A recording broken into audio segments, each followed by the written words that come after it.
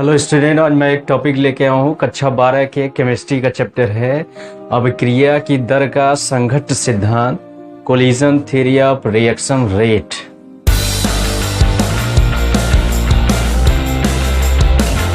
अभिक्रिया की दर का संघट्ट सिद्धांत, collision theory of reaction rate. अब ये अभिक्रिया की दर का संघट्ट सिद्धांत क्या होता है कि किसी भी रासायनिक अभिक्रिया पर ताप के प्रभाव का अध्ययन करने के लिए अभिक्रिया के संघट्ट सिद्धांत का प्रतिपादन किया गया। इस सिद्धांत में मुख्यतः तीन बातों का अध्ययन करते हैं हम लोग। यह तीन बातों को लिया जाता है। पहला इसमें है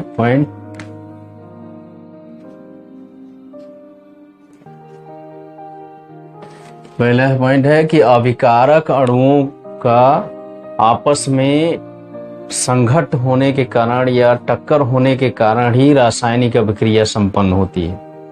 अर्थात कहने का तात्पर्य यह है कि कोई भी रासायनिक अभिक्रिया कब होती है कि जब उस रासायनिक अभिक्रिया में भाग लेने वाले जो अभिकारक पदार्थ होते हैं उनके अणुओं के मध्य टक्करें होती हैं, संघट्ट होता है, तब जाके रासायनिक अभिक्रिया प्रारंभ होती है जिससे उत्पाद बनता है। फिर दूसरा इसमें बताया गया है, दूसरे सिद्धांत में दूसरा मुख्य पॉइंट बताया गया है कि जो रासायनिक अभिक्रिया या रासायनिक परिवर्तन के दौरान अभिकारक के अणुओं के मध्य बहुत से संघट्ट या टक्करें होती हैं, लेकिन सभी टक्करें प्रभावी टक्करें नहीं कहलाती हैं, इफेक्टिव कोलिजन नहीं कहलाता है। उन अणुओं के संख्या के कुछ प्रभाज, किसी निश्चित प्रभाज के अणुओं द्वारा ही केवल प्रभावी टक्करें संभव होती हैं और उन्हीं प्रभावी टक्करों के कारण ही उत्पाद बनता है। यानी कहने का मतलब यह है कि अभिकारक अणुओं के मध्य सभी टक्करें प्रभावी टक्करें नहीं होती हैं। उनमें जो संख्या होती है, अणुओं की संख्या, उनके कुछ निश्चित प्रभाज के द्वारा जो टक्करें होती हैं वही प्रभावी टक्करों के अंतर्गत आती हैं और उन्हीं के कारण उत्पाद बनते हैं।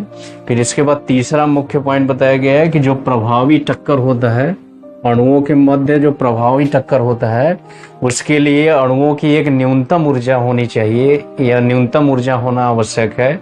उन न्यूनतम ऊर्जा को बोलते हैं दहलीज ऊर्जा, बोलते हैं दहलीज ऊर्जा। दहलीज ऊर्जा इंग्लिश में इसको बोलते हैं थ्रेशोल्ड एनर्जी।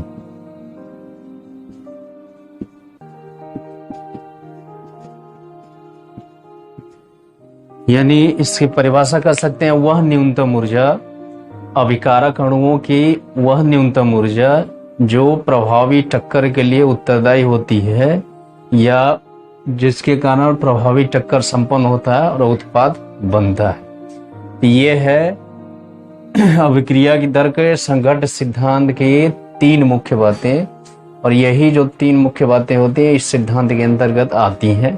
अब इन सभी बातों को हम एक छोटे से रेखा चित्र के माध्यम से समझ। किसी भी अभिक्रिया के जब ताप बढ़ाया जाता है तो अभिकारक की जो मुख्य ऊर्जा होती है वह गतिज ऊर्जा के रूप में होती है।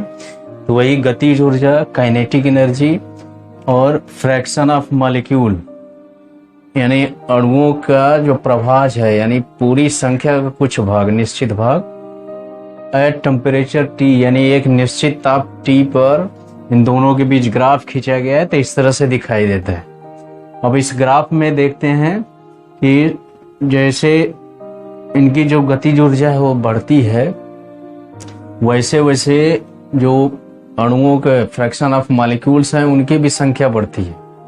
यानी टक्करों की संख्या बढ़ती है, लेकिन एक न्यूनतम ऊर्जा के लिए, यानी इनकी ऊर्जा जब कम होती जाती है, इतने स्तर पर आती है, तब यहाँ दिखाया गया fraction of molecules capable of effective collision. यानी जो प्रभावी संघट्ट में भाग लेते हैं या प्रभावी संघट्ट के लिए उनके पास ऊर्जा होती है, दहलीज ऊर्जा, वो इतनी संख्या में रहते हैं। अब ये पूरे के पूरे अणु बहुत से हैं, लेकिन बस केवल इतना ग्राफ में जो रेखांकित दिखाया गया है, इतने क्षेत्र में fraction of molecules capable of effective collision यानी प्रभावी संघट्ट की घटना जो होगी इन्हीं अणुओं के द्वारा होगी। तो यही जो आता है ABCD का जो भाग होता है, यही प्रभावी संघट्ट कहलाता है। और इनकी जो ऊर्जा होती है वो दहलीज ऊर्जा होती है। तो इस तरह से यहाँ से देख सकते हैं ग्राफ में कि जो पूरे के पूरे अणुओं की संख्या है वह सभी के सभी प्रभावी संघट्ट नहीं करते हैं, बस केवल वही करते हैं जिनकी ऊर्जा काइनेटिक एनर्जी या न्यूनतम गतिज ऊर्जा, जिसको दहलीज ऊर्जा कहते हैं, वह इस भाग में पाए जाने वाले अणुओं के बराबर होती है।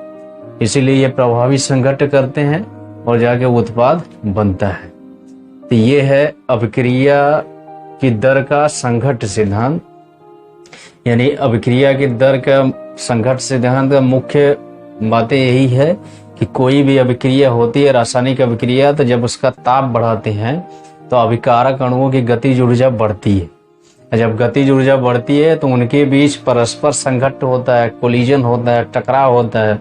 तो टकराव के कारण अब टकरावों की संख्या बहुत अधिक रहती है, लेकिन उनमें जो न्यूनतम ऊर्जा, जिन अणुओं की ऊर्जा न्यूनतम होती है यानी दहलीज ऊर्जा के बराबर होती है, वही प्रभावी संघट्ट करते हैं और उत्पाद बनने की ओर अग्रसर होते हैं। और जिनमें प्रभावी संघट्ट नहीं होता है वह उत्पाद के लिए उत्तरदायी नहीं होते हैं। तो यही है संघट्ट सिद्धांत, अभिक्रिया की दर का संघट्ट सिद्धांत। अब इसके सक्रियण ऊर्जा, एक्टिवेशन एनर्जी के बारे में।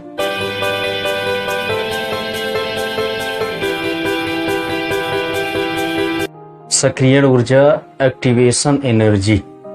अभी हम लोग सीखे कि किसी भी उत्पाद को बनने के लिए जो अभिकारक अणु होते हैं उनकी एक न्यूनतम ऊर्जा होना आवश्यक है, जिसको हम लोग दहलीज ऊर्जा कहते हैं। यदि किसी अणु के पास इतनी ऊर्जा नहीं है, दहलीज ऊर्जा से कम उसके पास ऊर्जा है, तो उससे उत्पाद बनाने के लिए उसको और ऊर्जा की आवश्यकता पड़ेगी। दहलीज ऊर्जा से आगे ऊर्जा बढ़ाने के लिए, उससे अधिक होने के लिए, तो जितनी ऊर्जा दी जाएगी उस अभिकारक अणुओं को दहलीज ऊर्जा के बराबर ऊर्जा होने के लिए या उससे अधिक होने के लिए, तो उसी ऊर्जा की मात्रा को बोलते हैं सक्रियण ऊर्जा कहते हैं। इस तरह से देखा जाता है कि उत्पाद बनाने के लिए जो अभिकारक की जो दहलीज ऊर्जा है वह एक एनर्जी बैरियर का कार्य करती है, ऊर्जा अवरोध का कार्य करती है। जब भी अभिकारक अणुओं की ऊर्जा उससे बराबर या उससे अधिक होगी तभी वह उत्पाद बनाने की कोशिश करेंगे, या उनकी जो संघट्ट होगी वो प्रभावी संघट्ट होगा। तो उसी न्यूनतम ऊर्जा को बोलते हैं सक्रियण ऊर्जा। अब इसकी परिभाषा इस तरह से कर सकते हैं कि ऊर्जा अवरोध को पार करने के लिए, ऊर्जा अवरोध को पार करने के लिए उन अभिकारकों की जिनकी ऊर्जा दहलीज ऊर्जा से कम हो, तो उनको जितनी ऊर्जा की आवश्यकता होती है उसी ऊर्जा को उसकी सक्रियण ऊर्जा कहते हैं। सक्रियण ऊर्जा की परिभाषा इस तरह से हम दे सकते हैं, या इसको इस तरह से भी कर सकते हैं कि ऊर्जा अवरोध को पार करके उत्पाद बनाने के लिए दहलीज ऊर्जा से कम ऊर्जा युक्त अभिकारक अणुओं को और जितनी ऊर्जा की आवश्यकता होती है वही ऊर्जा सक्रियण ऊर्जा कहलाती है। यानी सक्रियण ऊर्जा उसी अभिकारक अणुओं को देने की आवश्यकता है जिनकी ऊर्जा दहलीज ऊर्जा से कम होती है। तो इस तरह से इसको फार्मूले के रूप में भी लिख सकते हैं हम लोग, सूत्र के रूप में, कि activation energy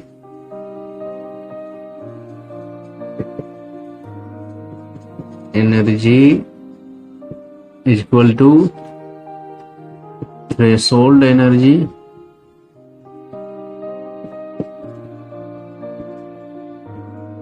minus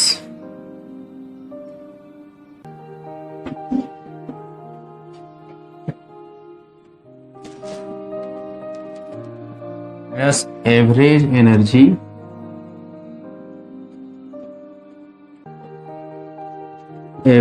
energy possessed by reactant ये इसको और संक्षेप रूप में लिख सकते हैं। एक्टिवेशन एनर्जी को दिखाते हैं ई ए स्मॉल ए से एक्टिवेशन, ई एनर्जी का सिंबल है, equal to threshold energy, E threshold लिख सकते हैं यहाँ पर, माइनस ई रिएक्टेंट लिख सकते। तो इस फार्मूले में भी ऐसे लिख सकते हैं इसे।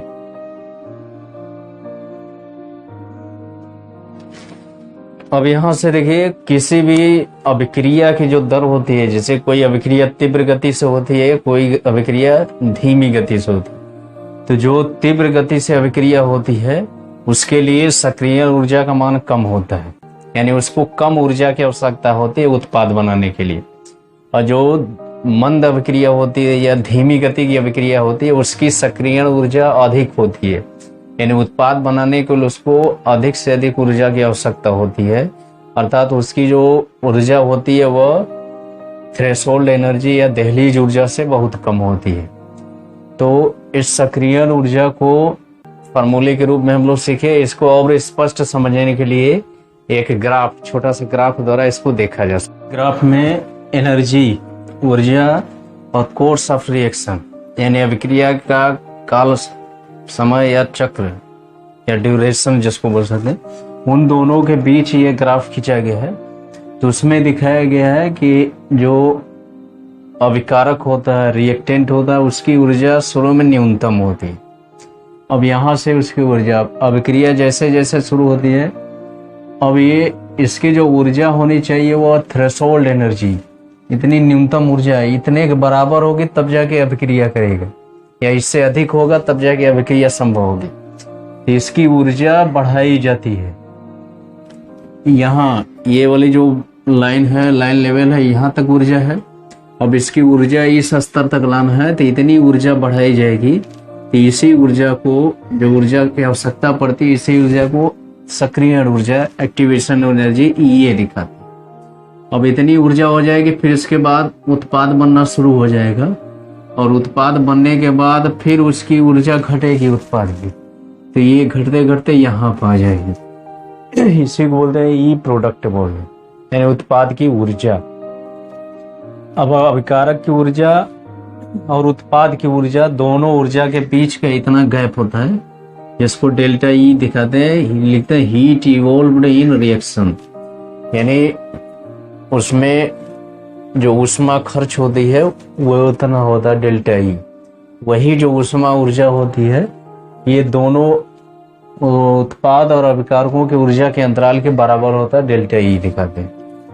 अब इसमें जो थ्रेशोल्ड एनर्जी है, इसी को एनर्जी बैरियर कहते हैं, यानी इतनी ऊर्जा उसको चाहिए अभिकारक अणुओं को उत्पाद बनाने के लिए, इसलिए इसको ऊर्जा अवरोध भी कहा जाता है। यानी इनके पास जब ऊर्जा इससे अधिक होगी, इसके बराबर या इससे अधिक होगी, तभी जाके अभिक्रिया होगी, अन्यथा नहीं होगी। तो ये अभिक्रिया करके तब ये इनकी ऊर्जा उत्पाद की न्यूनतम होती। तो अभिकारक की जो एवरेज एनर्जी है वह इतनी है, और जो थ्रेशोल्ड एनर्जी है, दहलीज ऊर्जा, इतनी है। दोनों के बीच का जो अंतर है यही ई कहलाता है, यानी इसको बोलेंगे सक्रिय ऊर्जा। तो ग्राफ द्वारा भी वो फार्मूला को लिख सकते हैं हम लोग, ये इक्वल टू लिख सकते हैं, इसका मान निकालना होगा तो ये जो अंतराल होगा इसके और इसके बराबर आएगा, तो ई